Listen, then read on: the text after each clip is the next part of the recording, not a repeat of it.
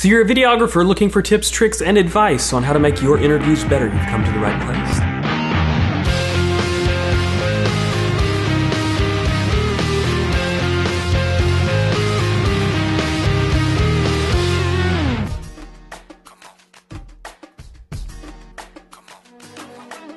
Most of the time I work with a 3+ point lighting setup.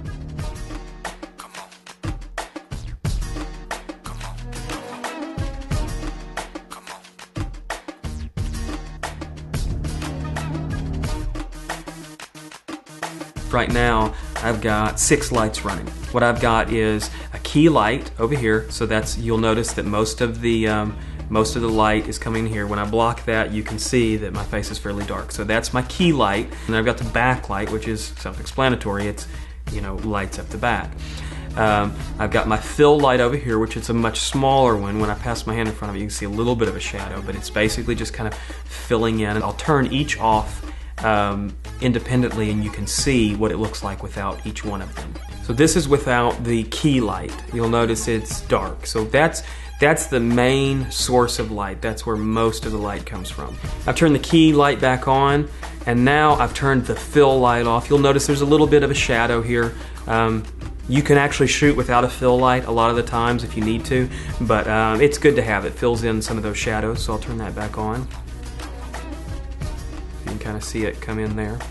So this is without the backlight. The backlight gives you some definition from your background. It gives you kind of this sense that you're standing out from what's behind there. And you can notice without it, around the darker regions in my head and stuff like that, it sort of feels like I'm fading into the background. So the backlight sort of separates you from the background. And then the other 2 lights are obviously these colored lights on the side.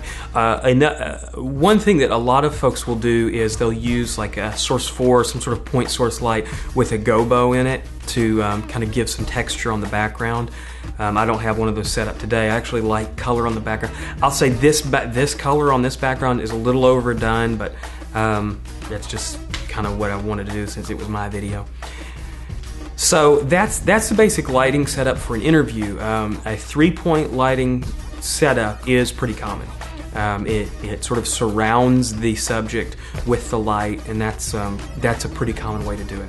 It's also important to note that you don't want your light source right next to your camera. You want to put it off axis a little bit so that there's some shape to the shadows and shape to the light that kind of wraps around the subject.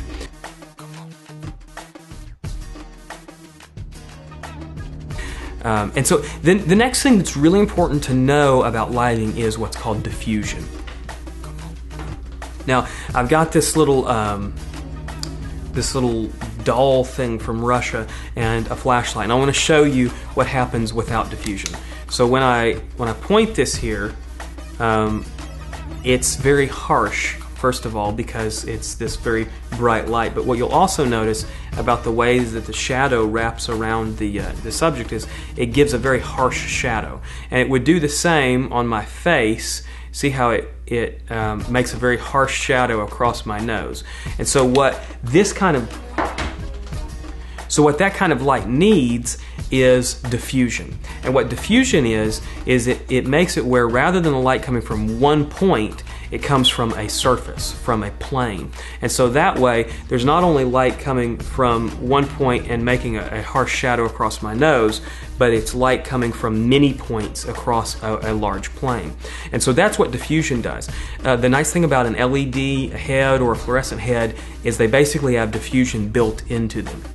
So diffusion is a really valuable thing to use. If you're shooting with incandescent lights, a good umbrella is a valuable thing to use for diffusion. So diffusion is a must when you're doing interviews because a person's face is just so much nicer when you can wrap a little bit of soft light around it.